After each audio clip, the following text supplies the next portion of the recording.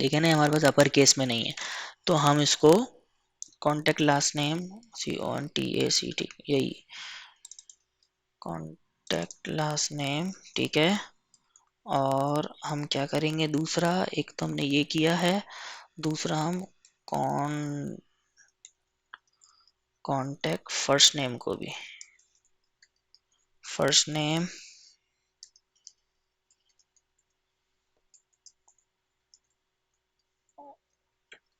Contact first name, ठीक है। और इसके लिए हमने क्या किया, इसको चलाने से पहले देख लेते हैं भाई। वही आपने बैकअप लेना होगा चलाने से पहले इस क्वेरी को, वो आपको पता है कैसे लेना है, अभी मैंने बताया है। तो मैं ये देखना चाहता हूँ क्वेरी चलाने से पहले जो मुझे चाहिए क्या मुझे वही मिलने वाला है, और अगर वही मिलने वाला है तो मैं बैकअप लूँगा टेबल का और उसके बाद ये क्वेरी चलाऊँगा। ये सिंपल बेस्ट प्रैक्टिसेस हैं। ओके, आप देख सकते हैं कि contact last name first name last में है ना।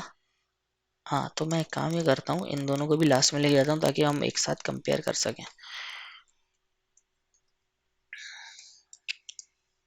अभी तो हम सिर्फ सिंपल सिंपल क्वेरीज चला रहे हैं हमने, तो CTE वगैरह, कर्सर्स, सेल्फ ज्वाइनिंग कुछ भी नहीं किए हैं। ये तो सिंपल प्लेन उस पर काम कर रहा हम। अच्छा, QI, पॉल, ये सब हम मेरे पास अब स्टैंडर्डाइज उसमें हो गए। बहुत हद तक मुमकिन है डाटा आते वक्त फर्स्ट करेक्टर भी लोअर में हो, या बीच में कोई ऐसा कैप्स दब जाए डाटा इनपुट होते वक्त, तो हम इसको स्टैंडर्डाइज कर रहे हैं। तो इस वक्त तो हमारे पास आइडियल सिनेरियो है कि डाटा ही बहुत अच्छा आया हुआ है, बहुत साफ सुथरा आया हुआ है, लेकिन इतना इतना साफ सुथरा और इतना अच्छा डाटा होता नहीं है, यूजर की बहुत मिस्टेक्स होती हैं। तो आपके लिए बस मैं करवा इसलिए रहा हूँ कि ये आपके जहन में रहे ये बेस्ट प्रैक्टिसेस, कि आपको स्टैंडर्डाइज बनानी होती हैं चीज़ें। रिगार्डलेस अभी जो हमारे पास डाटा आया है इस वक्त बिल्कुल सही है, क्या पता अगला डेल्टा जो है उसमें कोई गड़बड़ हो। तो आपके पास अगर क्वेरी इंप्लीमेंट होगी, स्टोर प्रोसीजर में इंप्लीमेंट होगी, तो ये जब भी आपके पास डाटा आएगा ये खुद सेट हो जाएगा।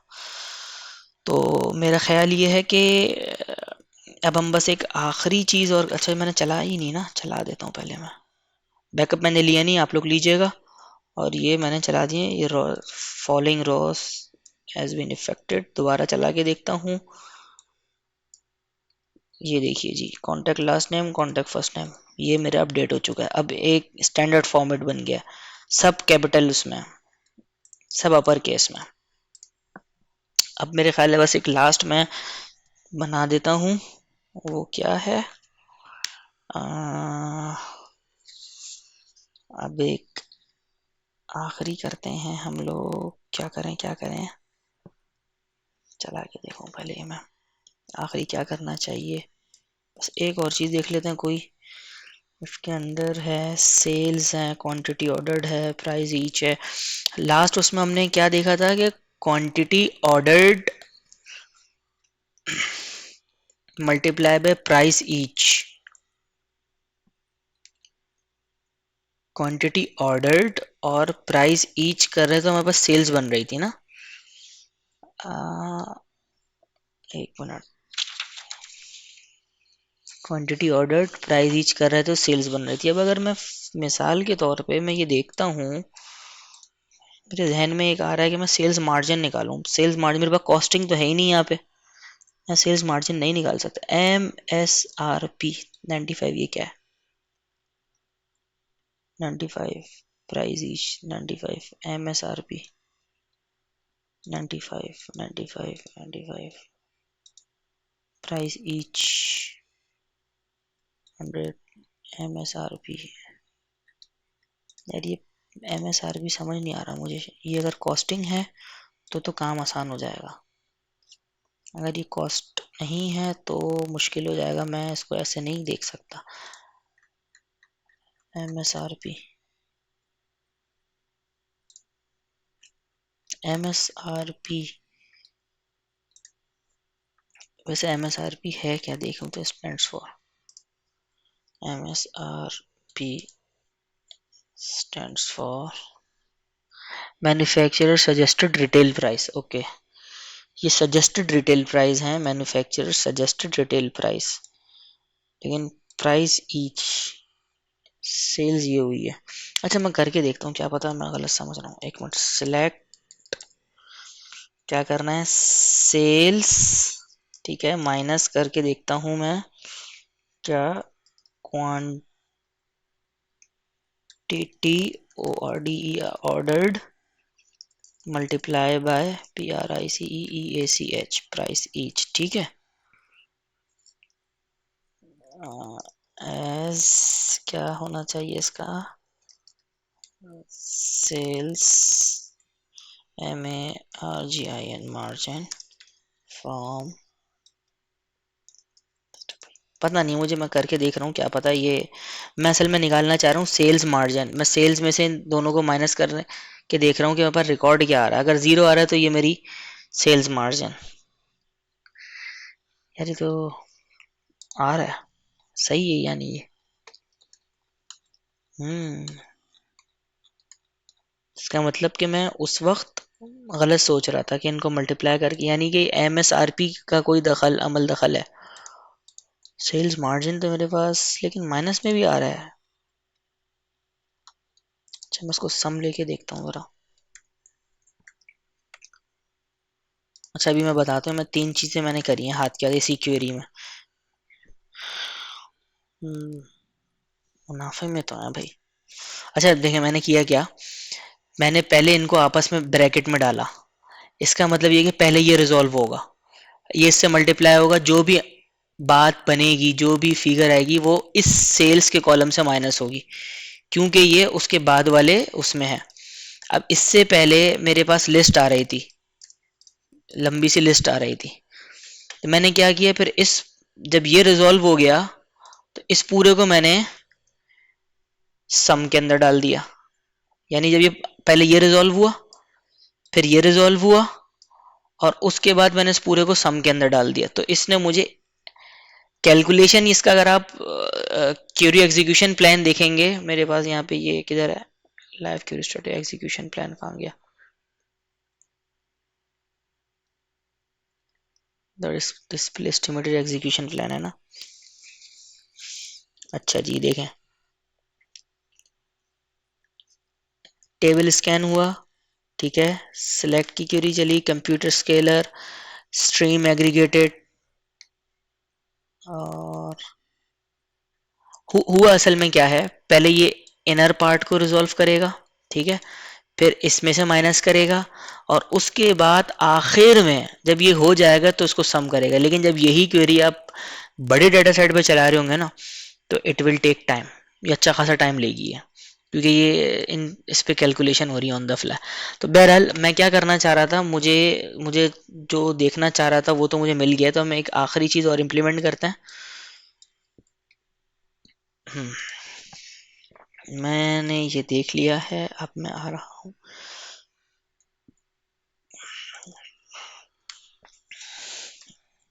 अब हम करेंगे calculate sales margin and update the new column, ठीक है। हम नया कॉलम अपडेट करेंगे सेल्स मार्जिन, क्योंकि हमारे डेटा सेट में सेल मार्जिन का कॉलम नहीं है। तो पहले हम क्या करेंगे, ऑल्टर टेबल, क्या नाम है हमारे उसका, सेल्स डाटा ईटीएल, ठीक है, और add column sales margin as decimal 10/2, ठीक है, और हम चला देंगे alter table at column sale margin decimal comma 2।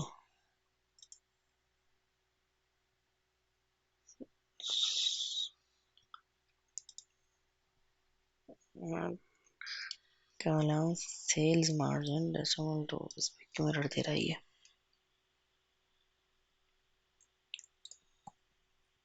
Alter table,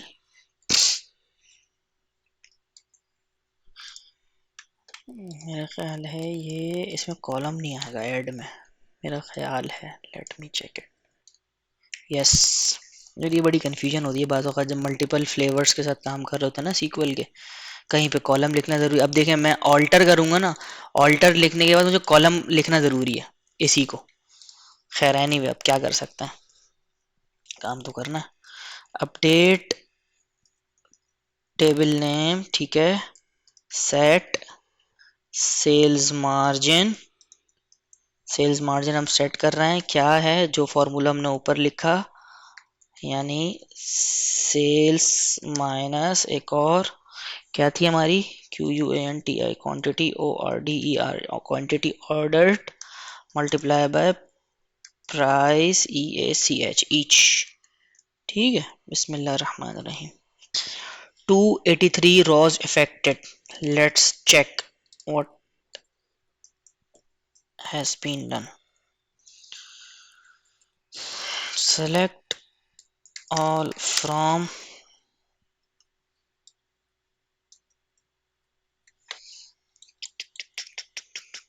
sales margin, आ गया। तो ये हैं कुछ, इसमें तो मैं बहुत ज़्यादा चीज़ें नहीं कर पाया, जैसा कि हमने इसको एनालाइज करते वक्त बहुत सारी चीज़ें की थी, लेकिन ये है कि फिर भी इनको आप ट्राई करें, प्रैक्टिस करें, और do let me know if I need to include anything. मैं आपको ये स्क्रिप्ट्स दे देता हूँ, ये डीबी दे दूंगा। डीबी की तो खैर ज़रूरत नहीं है, स्क्रिप्ट से ही सारा काम हो जाएगा। वीडियो लेक्चर है आपके पास, अच्छा है, आप लोग खुद इम्प्लीमेंट करेंगे सब कुछ। इम्प्लीमेंट करेंगे तो ज़ाहिर है आपके बहुत सारे कॉन्सेप्ट्स क्लियर हो जाएंगे। ग्रुप बाय क्यों यूज़ करना है, ऑर्डर बाय, हम ऑर्डर बाय के अंदर मैंने एक कॉलम लिखा है, तो पहले लिखने से क्या हुआ, बाद में लिखने से क्या हुआ, डिस्टिंग अंदर लिखने से क्या होगा, बाहर लिखने से क्या होगा, ज़ाहिर है आप लोग करेंगे तो ज़्यादा बेहतर है। तो अब मिलते हैं इंशाल्लाह, मैं ये सेव कर लेता हूँ और आपको एटलीस्ट क्वेरीज दे देता हूँ, अपलोड कर देता हूँ वहीं पे क्वेरीज, गिट अपना गिट लैब पे, वहीं से आप लोग डाउनलोड कर लीजिएगा। और वहीं पे मैं सेल्स डाटा की फाइल भी अपलोड कर देता हूँ, वहीं से आप लोग डाउनलोड कर लें। मेरे ख्याल है वो होगा यहाँ पे मेरे पास, यहीं कहीं है, इधर मैं अपलोड कर देता हूँ, यहाँ से आप लोग डाउनलोड कर लीजिएगा। चलें जी, फिर मिलते हैं इंशाल्लाह नेक्स्ट सेशन में। अब हम लोग जो हमने इम्प्लीमेंटेशन करी है सारी उसकी सीक्वल पे, डाटा एनालिसिस की और डेटा इंजीनियरिंग की थोड़ी बहुत, एक एड हॉक किस्म की, वो हम पाइथन पे भी करेंगे। और वो सारी चीज़ें जो डाटा एनालाइज किए हमने, वो आप लोग मुझे पावर बीआई पे करके दिखाएंगे। पावर बीआई पे मैं आपको कुछ भी नहीं सिखाऊंगा, पावर बीआई बहुत अच्छा, इजी टू यूज़ और काफ़ी हैंडी टूल है। तो आज के लिए इतना ही, फिर मिलेंगे। अस्सलाम वालेकुम।